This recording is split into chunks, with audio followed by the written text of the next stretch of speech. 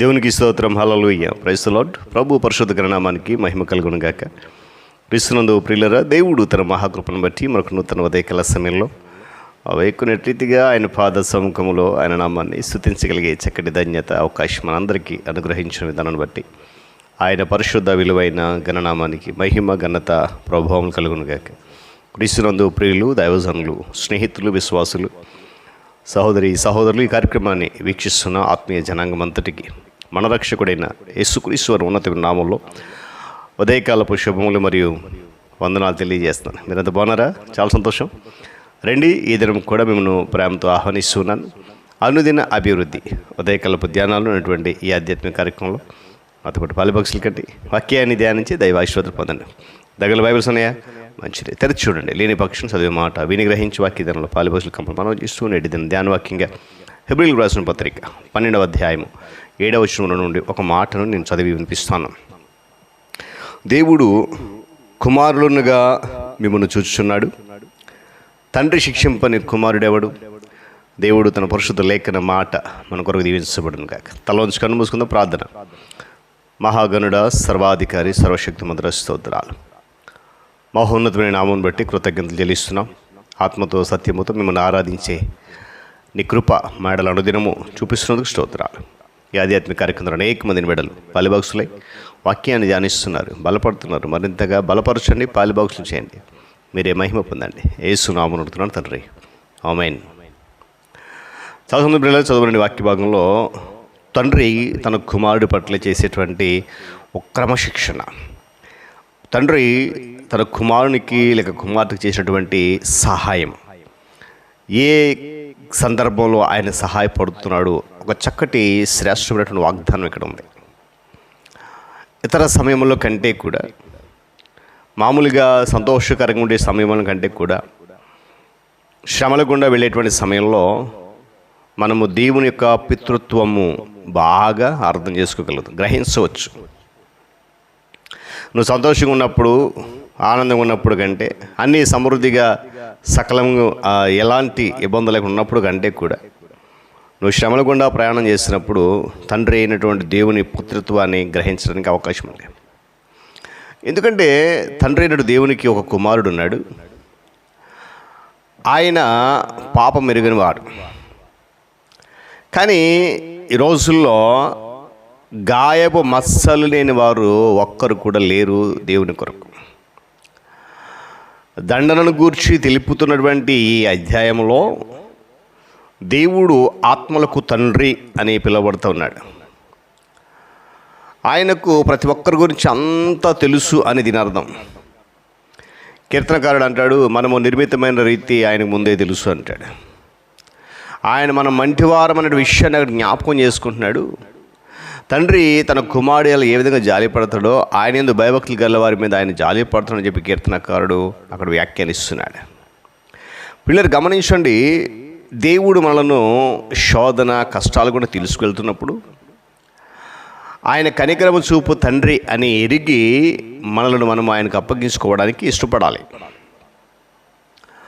తండ్రి గృహంలో తండ్రి యొక్క పిల్లలంగాను, ఆయన కుమారునికి తోటి వారసులుగాను ఈ రోజున మనము క్రీస్తులో లేక ఆయన శ్రమలలో పాలు పొందినట్లయితే రేపు అనబడి దినాన, అనగా ఆయన రాకడ వచ్చినప్పుడు మనం ఆయనతో పాటు ఎత్తబడినప్పుడు ఆయన మహిమలో కూడా పాలు పొందుదు అనే విషయాన్ని వాక్యం చాలా సూటిగా జ్ఞాపకం చేస్తుంది.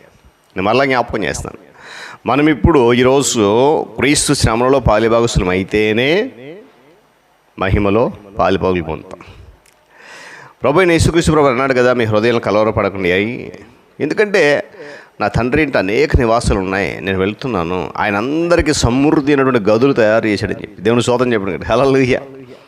ఆయన మనం సంతోషపరుస్తూ ఉన్నాడు చెప్పి ఆ మాటలు చెప్పి, మీరు ఏమాత్రం దిగులు పడాల్సిన అవసరం లేదు, తండ్రి ఉన్నాడు, చూసుకుంటాడని, సకలము సమృద్ధిగా ఇస్తాడు. మంచి దేవుడు సర్వశక్తిమంతుడు, అంతేకాకుండా సర్వశక్తిమంతుడకు దేవుడు మంచివాడు. హల్లెలూయా. ఆయన తలంచేటువంటి ప్రతి ఆలోచన మన మంచికే. ఆయన చేసే ప్రణాళిక, ఆయన ఉద్దేశ్యము, ఆయన యొక్క నడిపింపు అంతా కూడా మన మంచిగా సత్యాన్ని ఈరోజు మనం గమనించగలగలిపేలా. ఎందుకంటే ఆయన మహాజ్ఞానవంతుడు, ఆయన జ్ఞానయుక్తమైనటువంటి ప్రణాళికలో మన జీవితాల కొరకు ఏర్పాటు చేసినటువంటి సమస్తమును ఆ సమయంలో తప్పకుండా చేస్తాడు ఆయన. భూమి మీద ఉన్నటువంటి తన వారికి పిలువబడిన ప్రతి ఒక్కరి జీవితంలో ఒక గొప్ప ప్రణాళిక దేవునికి ఉంది. ఆ ప్రణాళికను తగిన సమయంలో తప్పకుండా ఏం చేస్తాడంట, చేస్తాడు. మనము కేవలము తృప్తితో మౌనంగా ఉండాలంతే, సమస్తం ఆయన చేస్తాడు. పిల్లలు గమనించాలి, మనము ఎల్లప్పుడూ కూడా ఆయన సన్నిధిని వెతుకుతూ ఆ అబ్బా తండ్రి అని వేడుకుందాము గాక. ఎందుకంటే ఆయన వాత్సల్యత మన ఎడలు చూపిస్తున్న ఆ వాత్సల్యత ఎడతెగక నిలిచి ఉంటుంది. అది అనుదినము కూడా నూతనంగా పుట్టుతూ ఉంది. దేవుని స్తోత్రం చెప్పండి, హల్లెలూయా.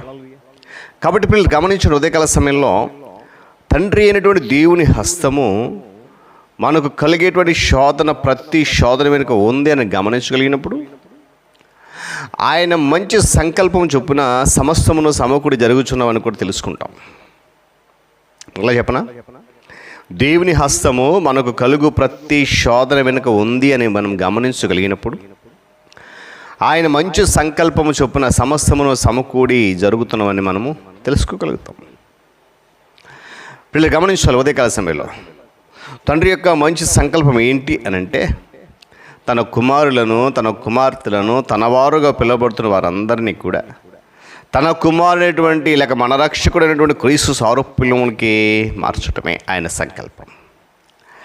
ఇందులోనే మానవుని జీవితం యొక్క సమస్త చిక్కులకు తగిన జవాబు అనేది ఉంది. గమనించాలి ఉదయకాల సమయంలో. ఎందుకంటే తండ్రి వలె ఆయన మనం కాపాడుతూ క్షమిస్తున్నాడు. మన బలహీన శరీరానికి ఆయన బాగా తెలుసు. ఆయన తన హస్తములతో మనల్ని మృదువుగా ఎత్తుకుంటాడు. మన శత్రువులందరి నుండి కూడా ఆయన మనల్ని ఏం చేస్తాడంటే కాపాడుతున్నాడు. విస్తారమైన ఆయన కృప ఇంకను పారుతూనే ఉంటుంది మన ఎడల. గమనించు కనుక పిల్లరా, దుర్దశలో మనం ఉన్నప్పుడు, కష్ట సమయంలో మనం ఉన్నప్పుడు నన్ను ప్రేమిస్తున్నాడు తండ్రి మనకు సహాయకుడై నడిపిస్తున్న సత్యాన్ని గమనించాలి. అందుకే మాట, దేవుడు మిమ్మల్ని కుమారులుగా చూస్తున్నాడు. తండ్రి శిక్షింపని కుమారుడు ఎవడు, తగిన శిక్షకు మన అర్హులం అయినప్పటికీ కూడా ఆ శిక్ష మనకి ఇవ్వకుండా మన పక్షాన తన కుమారుడిని క్రీస్తుకి ఇచ్చాడు. ఆయన ఎంత గొప్ప ప్రేమ వాత్సల్యత కలిగిన దేవుడు. కనుక ఉదయకాల పిల్లరా, ఇంకనూ ఒకవేళ మనము తండ్రికి దూరంగా ఉంటున్నామేమో, నా కష్టం వచ్చేసింది, నష్టం వచ్చేసింది, ఇలాంటి దిగులుతో ఉన్నామేమో. కానీ అంటున్నాడు, నువ్వు సంతోషంగా ఉన్న సమయంలో కంటే కూడా ఎలాంటి కష్ట పరిస్థితులు ఉన్నా కూడా నా హస్తము అభయమిస్తుంది, నీకు తోడుగా ఉంటుందండి. కనుక ఎంతటి గొప్ప ధన్యత పొందుకుని మనము ఏమంటే ఇంకనూ ఆయన యొక్క కృపలో, ఆ కాపుదలలో నమ్మకస్తులుగా ముందు కొనసాగుదాం. అటు కృప పరిశుద్ధాత్మ దేవుడు దయచేయను కాక. తలలోంచి కన్ను మూసుకుంటే ప్రార్థన చేద్దాం. మహాగణుడ మహోన్నత స్తోత్రాలు. తిరిగి మనకు నూతన ఉదయకాల సమయంలో గొప్ప ధన్యత మాకిచ్చాం. ఇట్టి శ్రేష్టమైనటువంటి ఆధిక్యతలో అనుదినము నీ మాటలు ధ్యానించి కృపణిస్తున్నందుకు స్తుతులు చెల్లిస్తూ ఎత్తబడి మాట వింటున్న బిడ్డలందరి జీవితంలో ఫలింపచేయండి. ఈ కార్యక్రమంలో మరింత మందిని పాలుభాగస్తులు చేసి నీ నామ మహిమార్పై ప్రతి ఒక్కరిని కూడా బలపరచండి, ఆత్మీయ మేలులతో నింపండి. యేసు నామముని ప్రార్థన అడుగుతున్నాను తండ్రి, ఆమేన్. త్రియేక దేవుని దీవెన, ఆయన సన్నిధి కాపుదల సదాకాలము మనందరికీ తోడైండి నడిచించును గాక. ఆమేన్.